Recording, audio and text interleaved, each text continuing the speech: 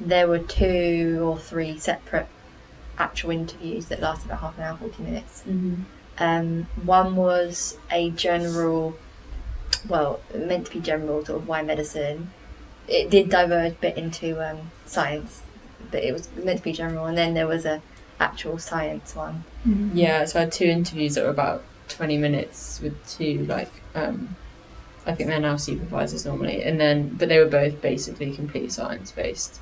So one of them was talking loads about kidneys and electrolyte balance, and the other one was respiration and stuff. Yeah, same for me. I had 2 interviews. From what I remember, both were quite academic.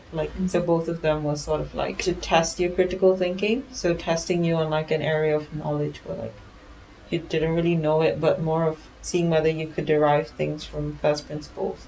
And then there was also parts where they got us to draw graphs and a lot of it was talking them through the process of your thought process, even if you couldn't reach the end answer. Was there a really weird question that kind of stands out? It was this question about a rabbit. They said, you've got a rabbit and we need to give it anaesthetics to put it not put it to sleep, but to sedate it. How much you need to give it. And then it was a question of using your knowledge of chemistry and moles and concentration, and then how would you calculate how much blood is in a rabbit, and just had to brainstorming how to do that.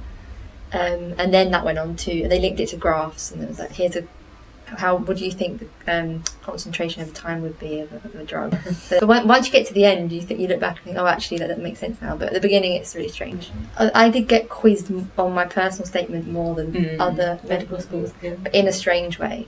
For me, I said on my personal statement that I went to a science fair in Cambridge, and I didn't choose a topic, but our biology teacher did, and it was about woodlice. And so the guy said, oh, okay, teach me about woodlice for 10 minutes. And so I had to teach him about woodlice for 10 minutes. Yeah, be careful what you write. Personal statement. I remember I kind of anything that you mention, just look at the Wikipedia page on that, or just something. So it's basically every sentence you can be prepared. Every word, yeah. Because if you write something I saw this surgery or whatever, you have to know what that surgery is, because it's the classic one where they're do you want me to go through it from when I walked into the room, or?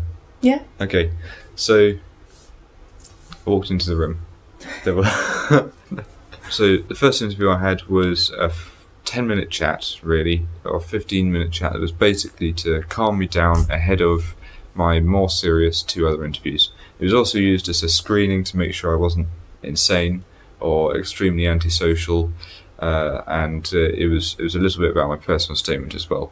The second one lasted for half an hour, 45 minutes, maybe even more than that, and it was a chat with these 2 people, the anatomy supervisor and the clinical director of studies, about a variety of topics, and I was very comfortable at the end. I felt pretty happy with it. That's a lie, I didn't. I think it was awful. And the third interview I had was an interview with my undergraduate director of studies and a pathology supervisor, both of whom were fairly young doctors working in a hospital, and they were getting me to interpret various graphs and results. So that was very applied in terms of sort of science, but it was also, again, thinking outside of the box. It was a lot of material that I hadn't really seen before, but that sort of data interpretation and more mathematical side was a counterpoint to the heavily theory-based previous interview, and I think that it's certain that everyone doing an Oxbridge interview system will get both theory and applied science in probably separate interviews. So my first interview was a chat about my personal statement, pretty much. We talked over some of the things that I'd read very, very briefly. I'd mentioned that I bit of an interest in diabetic retinopathy or something, and they asked some questions about that. Then the guy interviewing me asked if I had any questions. I did, because I knew he'd mentioned that he was the veterinary medicine director of studies. I asked if he knew about why crows were so cleverer than other birds, and we talked about that for about 10 minutes by showing interest and getting him to talk about something that he liked. Obviously, he was much happier with me. I don't think I contributed anything to that conversation for a solid 6 minutes or so. So I walked into the room and I was greeted by two of the college fellows who were there, one who would later turn out to be the clinical DOS and one who would later turn out to be our anatomy supervisor. They started and they opened up with a question which was, how does memory work? And I had no idea. I've never done psychology or anything like that. I hadn't even covered much brain stuff in biology, but obviously that wasn't really the point of the question. The point of the question was to get me to think outside of the box and to come up with some ideas by myself and then to justify them.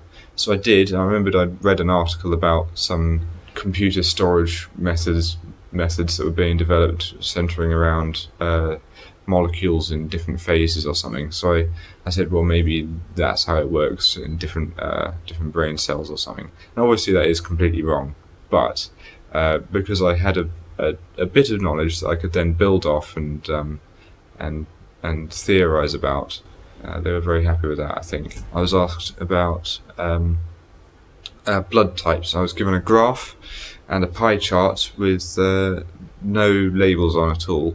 And they told me it was about blood type, and then they asked me to identify on the pie chart what I thought the pie chart might be talking about, and then what each section of the pie chart might be. And it turned out, after a bit of prompting, to be a pie chart about sort of the breakdown of blood types across Europe or something like that.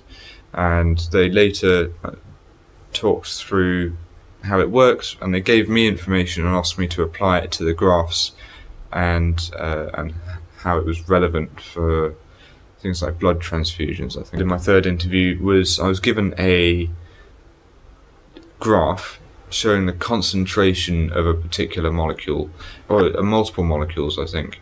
So there were lines going across in terms of time, concentration, and they'd go across like this, and then one would shoot up and the other one would shoot down. And I had to sort of conjecture as to what that might be and what these molecules might be doing. And with a bit of guidance, it turned out that it was a graph about blood glucose, I think. I had to talk a little bit about how hormones work, and that was a lead-in to cell membranes. 왜냐면 킹스 웹사이트 들어가면 딱 진짜 뭐가 나오는지 얘기하거든요. 그리고 매년 다 비슷한 프레임으로 주는 거예요. 그래서 뭐 ethical question 2개 나온다. 그리고 그 graph question 하나 나온다. picture question 하나 나온다. 이렇게 하니까 그냥 그런 식으로. MMI지. 킹스 네. MMI지. 네, MMI예요. 그래서 한 7분, 10분씩으로, 그리고 스테이션은 한 7개 정도 있어요.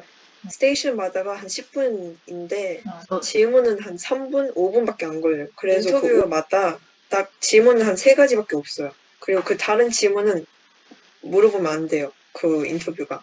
뭐 팁이나 그런 걸 준다면 저는 그 질문 다 답하고 시간이 남아도 그냥 계속 물어봐요. 제가 그 인터뷰한테. 질문 제일 어려웠던 거는 뭐 물어본 거예요.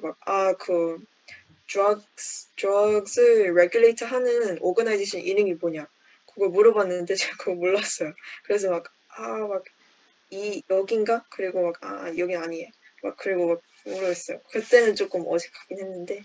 And then I think in the MMIs, you just need to be kind of up to date on some of the ethicsy stuff. Because I think I had one station at Birmingham where I think someone misprescribed a drug or something, and you had to be like, I was like, what would you do? Or I think just knowing the GMC, professional requirements sort of thing, just having an idea of the headlines of it's a really long document, but just knowing the titles is quite good.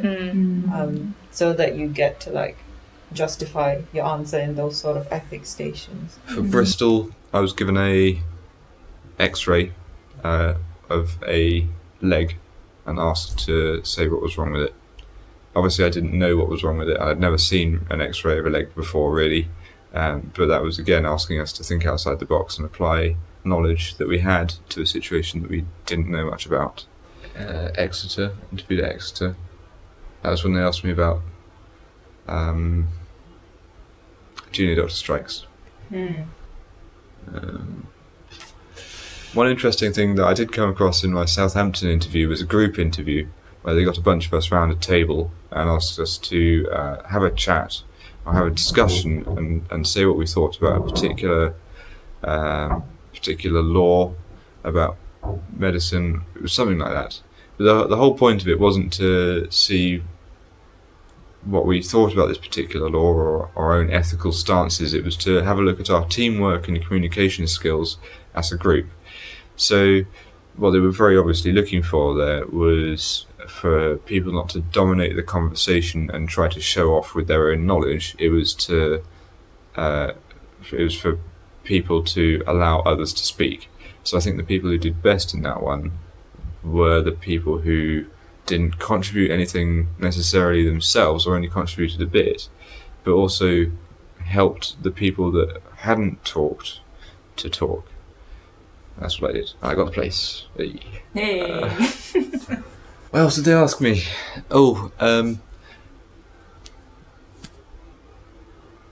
Like give an example of the time that you've shown team working in your career leading up to this application. 그리고 막 셰필드 대학교는 질문을 미리 줬거든요. 오, 그래서 좋다. 되게 신기했어요. 제가 그걸 진짠지 몰라서 되게 의심하고 준비 안 했거든요. 제가 도착했는데 그거는 진짜 준비를 안 했거든요. 하지? 아니 그래서 그냥 약간 이런 비슷한 거구나 그냥 그런 생각만 하고 준비하긴 했는데 그 질문이 진짜 나올 줄은 몰랐어요. UCL은 약간 되게 저한테는 되게 짧게 느꼈어요. UCL은 진짜로 퍼스널 스테이트먼트를 보면서 질문 같은 거 물어보거든요. 사람을 알아보려고 하는 느낌? 막 work experience에 좀 자세히 얘기하고 give me a few examples of like leadership skills. 그리고 막 하나를 얘기하면 그거에 조금 더 elaborate하게 얘기해라. 약간 대화식으로. All you can do really is like practice thinking outside of the box. I've got a few good, slightly more scientific questions. What are the medical issues resulting from the human adaptation to bipedalism? You've got all sorts of adaptations. Things like, our bone density and the various structures of our pelvis and that kind of thing. In particular, it's got big ramifications for pregnancy because it's stronger to have. I think it's stronger to have narrower hips or something. But then for pregnancy in humans, you want wider hips, and then you've got a whole bunch of things like soft tissue damage resulting from strains in particular places, and balance issues, especially as you get older. Inherently, older animals are going to be more stable on 4 legs as compared to older humans on 2. And herniation is a very human-specific problem, simply because in animals, where you've got the sort of umbilical cord and all of your hernial orifices, the weight for that is spread out all across the front of their chest and their abdomen, whereas for humans, there's no pressure really coming outwards up here. All of it is concentrated down here and on the bits at the end. So stuff can really force out of the stomach area there. Yeah, why don't you have a long snorkel? There's a number of reasons, but if you have a really long snorkel and you're deep underwater, then I think the effort taken to inflate your lungs with the so there'd be a pressure gradient there that would be working against you, and also because the snorkel is really long, like resistance from airflow is really high, so it's proportional to the inverse of the radius to the power of 4 of whatever diameter the air is travelling through, but then it's proportional to the length. So if you have a snorkel that's the same size but really long, then it'll increase resistance, so you'll have to work really hard to move any air in and out of it. If your snorkel was slightly bigger, that would offset it a bit. I guess you'd also have to push the snorkel through the water. But then and that can be used as something like you're talking about radiuses, radii, and you can use that to talk about things like asthma or whatever, bronchial constriction. And then also, the main point of why you don't have a really long snorkel is actually because of dead space. So if you have a long snorkel, it just won't work. And then you can use that to talk about like, intubation and stuff. So that's a good. Let's suggest that one.